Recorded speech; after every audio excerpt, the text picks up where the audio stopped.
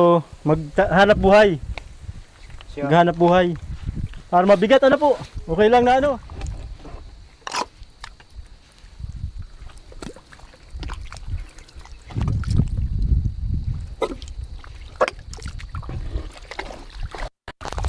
Good. Isabihin, paalis po kayo ngayon. Masakag sana. Magsasakag, magsusudsud. Sabihin niyo po ang trabaho nyo. Mabigat pala buhat-buhatin araw-araw po yung ano nyo. Walang maibili ay. Yun oh. Hirap ng pambili. Pagod ako. Ibig sabihin, araw-araw nyo po yan kung sakali magtatrabaho. Hihilahin nyo palabas. Ano nga niya parang hindi natatagal. Yan mga kabal, ito yung bangka. Ano nga po pangalan mo kuya? Rodilito. Rodilito. Ayan, di tawagin ka na lang naming Lito. Kuya Lito. Ayan, ito yung bangka mga kabal ni Kuya Lito. Ito yung kanyang katulong sa paghahanap buhay araw-araw.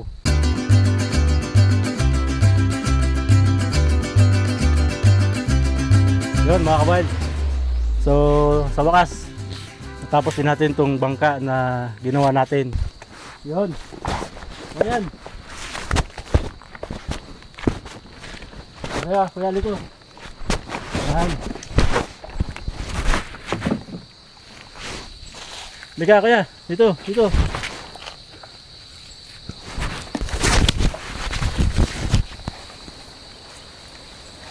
Ayan, ano sa tingin mo? Kayang pag nagtrabaho ka, kaya kang iuwi nito ng ligtas? Sa tingin ko maayos na doon sa sinasakyan ko. Yan. Yun kasi pwede kang hindi na makauwi ng ligtas, ano? Pwedeng kumalas, lumubog, mabigat kasi, sobrang bigat. Pero ito magaan lang, ano? Yeah. Iba lang doon sa iyo. Ganoon ba talaga ang gamit dito, yung walang ganto? Pwede rin itong gay. Pwede rin ganto. Yan. Kaya pwede kong matanong Kuya Odi kung bakit tinatyagaan mo yung bangka mong yun? Yung mga tulad ng kapatid ko, hindi man akong makahingi ng tulong, mas mabuti pa nga sa inyo. Mayroon ka sanang kapatid na pwedeng mahinga ng tulong?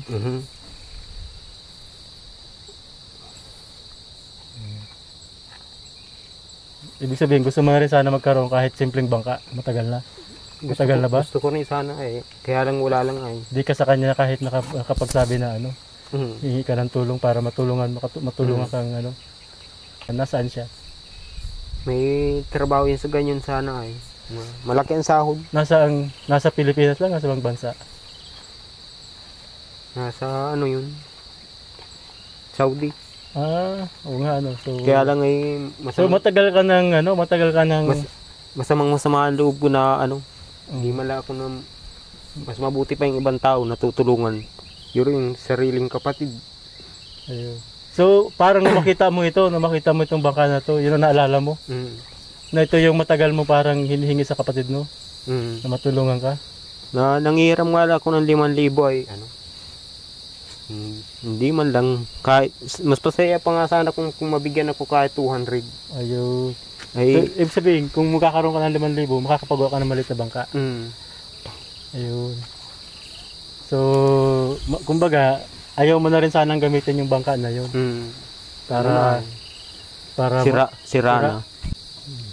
Walang talagang masama nang maigyan loob ko talaga. Matagal ka na palang nagsabi sa kanya. Parang ang tingin ko sa parang ibang tao ang tingin sa akin. Kaya nagpapasalamat ako sa inyo na mas parang tingin ko sa inyo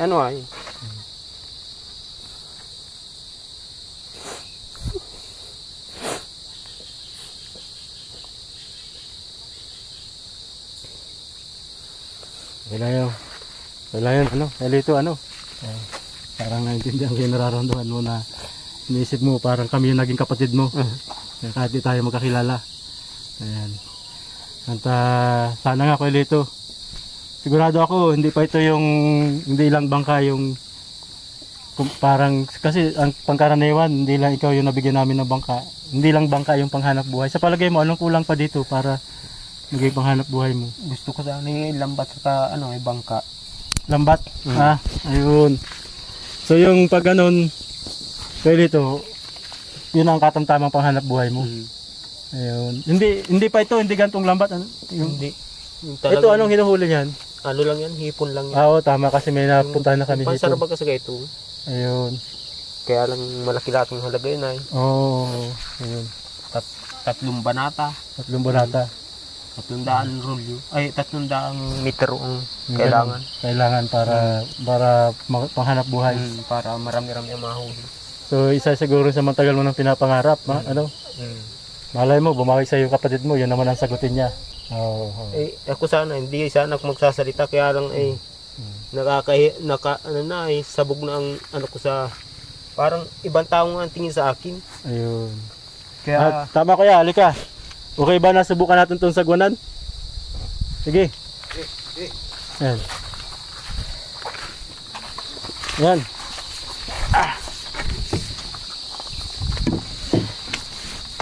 Buhatin siya mga kawald.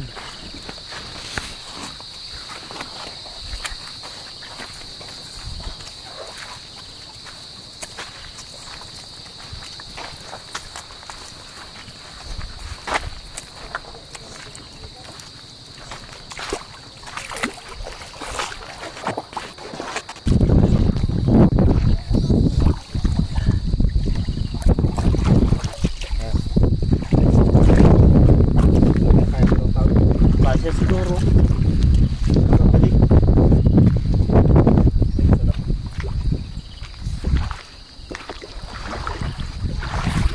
yun, ganda ah.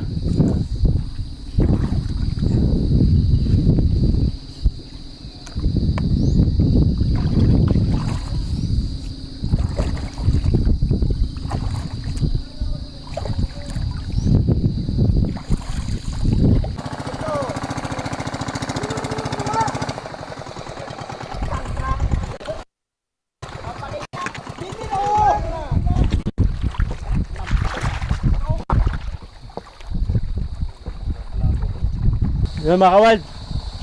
Ayan. Bali nasampulan na ni Kuya Lito kung kamusta? Magaan naman sagwanan? Magaan? Sa tingin mo, tamang-tamang gamitin mo sa trabaho mo? Pag ano tawag doon? Sakag. Ayan. So yun mga kawald. Tama-tama daw gamit to ni Kuya Lito sa pagnanakag. Para yung isa niyang bangka, magretiro na. Para maganda doon ay, igawa na ng magandang garahe sa gilid ng bahay. O, dyan na lang yun. Dyan na lang siguro yan. Dyan na lang? Kung may manghingi naman, di bigay mo na sa iba, Wala nang mahingi niya. Wala mahingi na? Ayan. Sa wakas, naparta na rin Kuya Lito yung bangka niya. So, ito mga kawald, nabigyan natin siya ng isang maliit na bangka. Totoo mga kawald, di na rin ito bago. Di na rin siya ganun kabago. Ito ay ating ni-repair para tumibay pa. Tapos para maibigay natin at magamit pa ni Kuya Lito na siya naman nakita natin na kailangan talaga niya ng kapalit na bangkana. Ang anak ko pala Kuya Lito ay siyam. Ngayon, ilan doon na yung may asawa na? Wala pang mga asawa. Wala pa lahat ng asawa? Siya. Ayun. So, ibig sabihin, ikaw talaga yung buhay pa sa kanila sa ngayon. Pero may nakakatulong na dun sa'yo?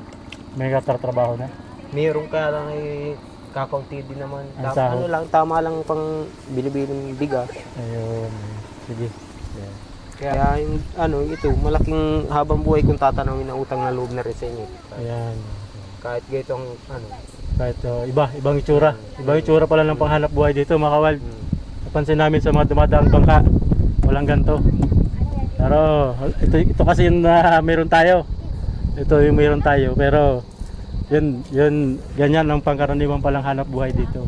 Pero at least medyo hindi na siya kagaya nung dati na mahirap buhatin. Parang hirap buhatin noon. Ang hirap talaga. Tinutulak mo talaga yun. Ang bigat bagang maigi. Oo. Na nga, itatapo na. Ayun. Kaya lang pinagtsatsagaan pa na. Ayun. Wala. Maraming salamat sa inyong mga vlogger kami. Ayan. Matagal mo na bang may pamilya ka pa sa vlogger? O ngayon ka lang nakakita? Ngayon lang. Kaya pero para sa akin parang na rin turing ko sa inyo, parang kayo ang mga kapatid ko. Ganun. Bakit sabi? Ano, gawa ng ramdam po sa inyo, nakakain, ng tulong. Ayun. Bali, kayo dito. At sana hindi pa yan yung maitulong namin sa iyo. Kaya, pasalamat ko na nakilala namin kayo. Yan. Isa kang kahanga-hangang ama na nagsakripisyo. Ikaw yung nahirapan, pero siyempre inuna mo kasi yung pamilya mo. Yan. Kaya nakikita ko.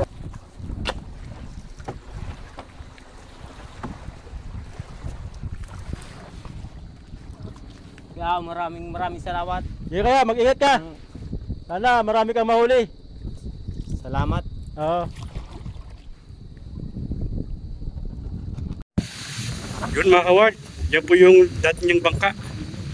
Kung makikita po ninyo, tagpi-tagpi na yun ng kahoy.